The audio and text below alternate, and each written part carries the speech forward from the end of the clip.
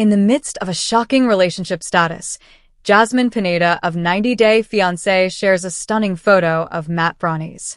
In honor of hitting a significant milestone with her buddy Matt Branis, 90 Day The Last Resort's Jasmine Pineda shared a shockingly personal snapshot of the two of them. She had previously moved to the U.S. to marry Gino Palazzolo, with whom she had been married. Gino and Jasmine had intimacy problems in spite of their vows. In order to face their issues, they took part in Season 2 of 90 Day The Last Resort and decided to have an open marriage, which included Jasmine's gym companion, Matt.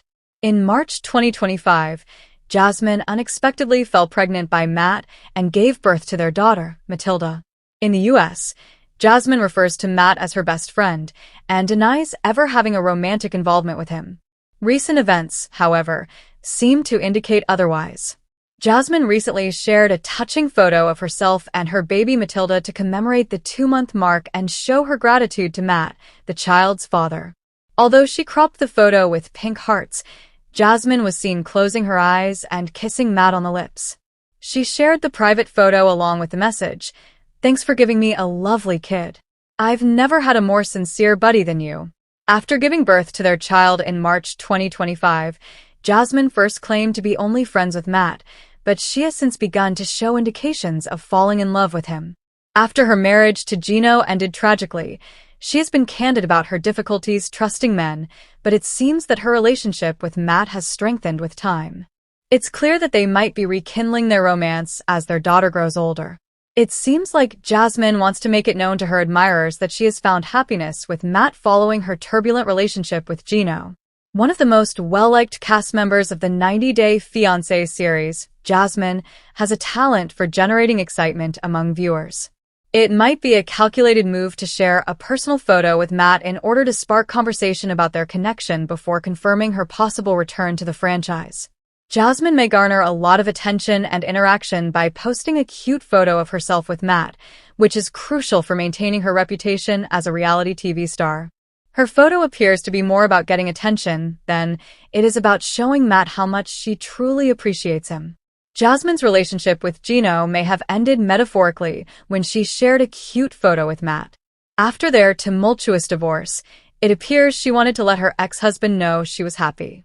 Jasmine appears to be starting a new chapter with Matt, despite the fact that she edited the kiss in the photo. She seems to allude at a possible love relationship with Matt, even though she still calls him her best friend. Before formally going public with Matt, the 90 Day The Last Resort alum might be experimenting with fans. But as Jasmine stood at the ocean's edge, her long, dark hair was being whipped over her face by the salty wind. Her thoughts was racing, but her eyes were focused on the horizon. It felt more like a prison behind her, the opulent Florida resort where troubled couples went to mend their shattered relationships. From the patio, Gino, her fiancé of 2 years, observed her. He sensed the rising emotional gap between them, the kind that cannot be filled with kisses or hugs. Since their arrival, Jasmine had been quiet, guarded, and even aloof, despite the fact that they had come to this retreat to mend the shaky remains of their love. Then the news arrived. They had just finished their group therapy session on a Tuesday morning. In a frank and exposed circle, the couples were disclosing their most intimate secrets. When Jasmine broke, that is. "I'm expecting," she muttered. Everybody froze. Gino's face glowed with a mixture of delight and shock. He got up and prepared to give her a hug, asking, "Are you serious?" Jasmine, however, didn't grin. Her hands shook. She continued, her voice hardly audible, "It's not yours." There was silence in the room. Gino's entire world fell apart in a flash. Last summer, Jasmine's old flame from her time in Colombia, Mateo, whom she had been texting after one of their numerous breakups, returned to her life. Heartbroken by Gino's rejection of her aspirations for plastic surgery and fed up with the never-ending arguments, Jasmine had taken a plane back home for a visit. They had a passionate weekend together when one thing led to another. She never imagined it would go this bad. And then there was mayhem back at the resort. Every scream and every tear was caught on camera. Gino slammed the door behind him as he left their suite. In the hallway, Jasmine sobbed into her hands while repeatedly saying, I'm sorry. The Last Resort is a show that is based on tragic facts and intense scenes, so producers deliberated whether to cut the cameras. Jasmine made an effort to speak with Gino in the days that followed. He stayed away from her. During his own confessional moments, he let the cameras see his bewilderment, rage, and incredulity. I came here to make things right, not to learn that the woman I care about is expecting a kid for someone else. The remaining couples were divided. Some thought Jasmine had deceived Gino irreparably, while others thought that love might last as long as forgiveness was possible. The last therapy session followed.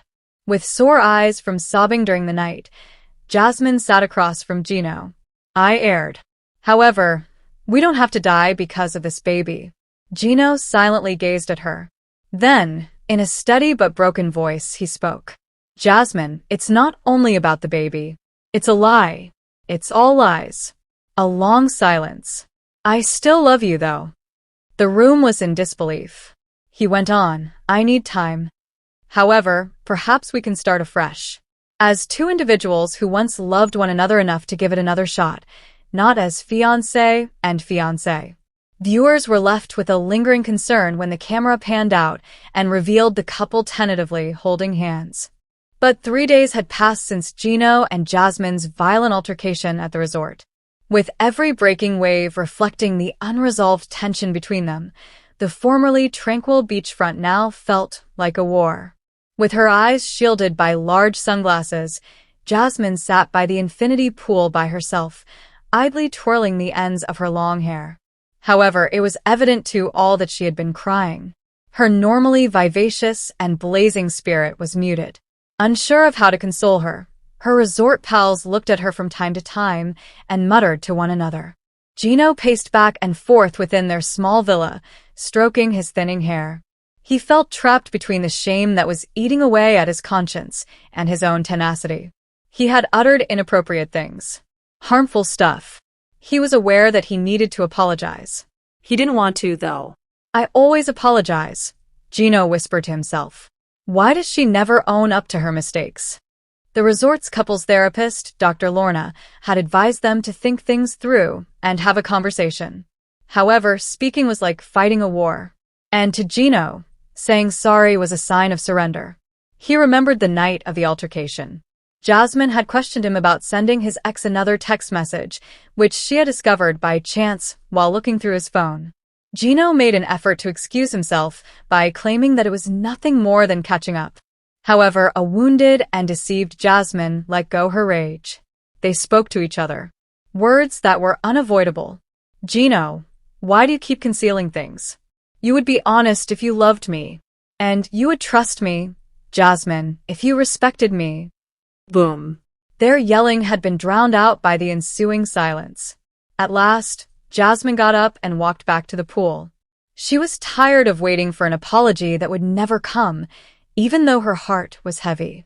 With her head held high, she walked hesitantly back to the villa. Gino was standing by the window, gazing out to sea, when she walked in. Jasmine muttered, I'm leaving tomorrow. Gino whirled around with surprise. What? Her voice was shaky but resolute as she added, I can't keep hurting like this. I'm come to make things right. However, you refuse to even compromise with me. He gazed at her, conflicted. A part of him wanted to apologize for his mistake and tell her not to go. That he was afraid of appearing weak, of losing control, of being exposed. However, the words remained stuck in his throat. With tears in her eyes, Jasmine gave him one final glance. Gino, you don't need to apologize. However, you must demonstrate your concern. And I simply don't see it at the moment. She turned and closed the door behind her as she entered the bedroom. Gino's chest resonated with the sound. He sat on the couch by himself once more, holding his head in his hands. Time doesn't wait for pride to wane, as demonstrated by the sun dipping into the water outside. Additionally, there are instances when two people's silence speaks louder than any apology ever could. But in their Key West resort room, Jasmine sat on the edge of the bed, staring at the waves smashing soundlessly outside the balcony. With its fresh flowers, warm golden lights, and a bed that seemed to hover in the middle of peace, the room was stunning. The one thing lacking, though, was peace. With his baseball cap still on and cocked forward like a shield against conflict, Gino stood next to the mini-fridge, nervously drinking from a bottle of water. They had hoped for a fresh start when they arrived at the last resort. Between them, things had been tumultuous. Cultural conflicts, jealousy, accusations, and unresolved interpersonal difficulties. According to the therapists, this was their opportunity to recover and decompress emotionally. Instead, the quiet between them appeared to grow deeper every day. "Are you even attracted to me anymore?" When Jasmine eventually asked, her voice was as harsh as glass and hardly raised above a whisper. Gino stopped. "I am, of course." She crossed her arms and stood.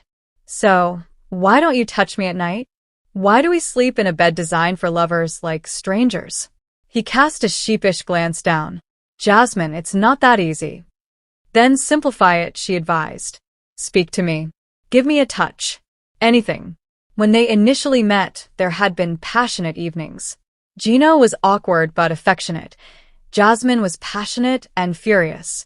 The weight of their disputes seemed to have dried up their physical connection. And in the little resort suite, the distance they had attempted to ignore was suddenly inevitable. Here marked, "I feel like I can't meet your expectations. I make an effort, but occasionally I freeze. I don't want to let you down again." Jasmine's eyes filled with tears, not from rage, but from a profound, agonizing sense of loneliness. "Gino, you don't have to be flawless for me. All I need is to be appreciated." This time, they sat together on the bed's edge. Though dense, the quiet between them was different, less icy, more compassionate. "We are missed," she murmured. He gave a nod. "Me too." They didn't attempt to make everything right that evening. There was no flaming reunion or extravagant romantic gesture. However, they clutched one another. Little truths were whispered by them. Slowly, they shared a kiss. Their bodies spoke a language their mouths had forgotten for the first time in weeks. Greetings, dear viewers, greetings from my channel. I'm Amelia. I hope you're having a great day. Remember to subscribe to the channel if you enjoy the video.